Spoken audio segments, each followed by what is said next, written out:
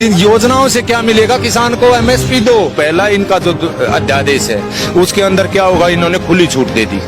किसको दे दी? व्यापारी को, छोटे को, बाहर की कंपनी को या अंदर की कंपनी को। उससे सिर्फ निजीकरण को बढ़ावा मिलेगा। इसको निजीकरण में ले जाने की कोशिश है। सिर्फ ये सेक्टर बचा हुआ था देश का कि इसमें निवेश कैसे हो।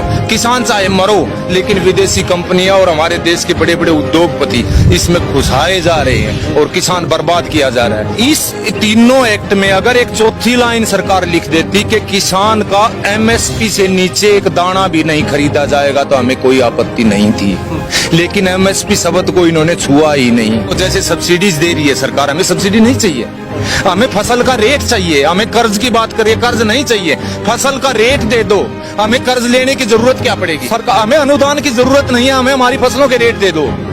हम खुद इतने समर्थ हैं, देश को हम और भी ज्यादा भर देंगे, समर्थ बना देंगे। पूरा चीन का युद्ध लड़ रहे हैं बॉर्डर पर सारी मीडिया, वहां से थोड़ी फुर्सत मिली। हॉस्पिटल जिसमें अमिताभ बच्चन थे, नानावटी, उधर जा खड़े हुए। उधर से ये विकास दुबे पर आ गए, विकास दुबे से ये वापस फिर इसमें सचिन पायलट के वहां चले गए। किसान की देश के अंदरूनी हालात इतने खराब हो रहे हैं साहब, अब आर पार के बगैर कोई समाधान नहीं है। सरकार ऐसे नहीं चाहती। मैं दावा करता हूं इस पर देश के जितने भी विद्वान हैं, पढ़े लिखे या किसान, आप एक बार अंदाजा लगा के देख लो 2014 में चना, सरसों, धान, कपास, मूंग, मोट, गुआर का क्या रेट था और आज क्या है। कम से कम 2 कदम तो चल के दिखलाते, 2 कदम तो, बल्कि लागत किसान की डबल हो गई है और आमदनी वहीं की वहीं खड़ी है। आज बेचारा बिहार का किसान अपने यहाँ कुछ 1750 के आसपास इसका मक्का का एमएसपी रखा हुआ है, वहां पर 600-700 से ऊपर नहीं बिका है साहब, आप तसल्ली करके देख लो। धान वहां पर 1200 से ऊपर नहीं बिका है, आप तसल्ली करके देख लो। वन नेशन वन मार्केट, मैं मेरे तोशाम का 5 किलोमीटर है, मैं मेरे वन नेशन वन मार्केट का मैं करूंगा क्या? मैं आज तक मेरे डिस्ट्रिक्ट भिवानी के एक दाना नहीं लेके गया हूँ किसी चीज का।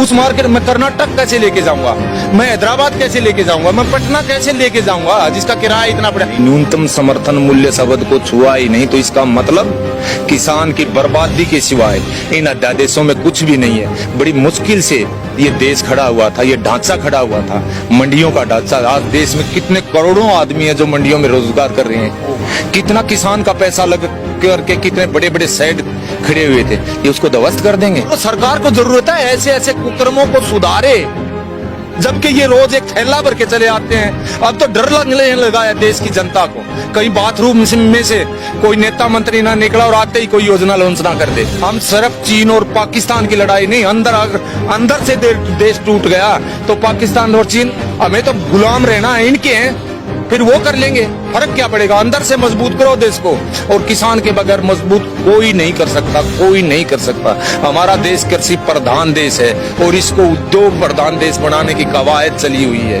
WTO का प्रेशर हो या किसी बड़े बड़े अंबानी अदानियों का प्रेशर हो, बेचा जा रहा है किसान को। आज भी किसान को नहीं जागी तो भावी पीढ़ियां धिक्कारेंगी।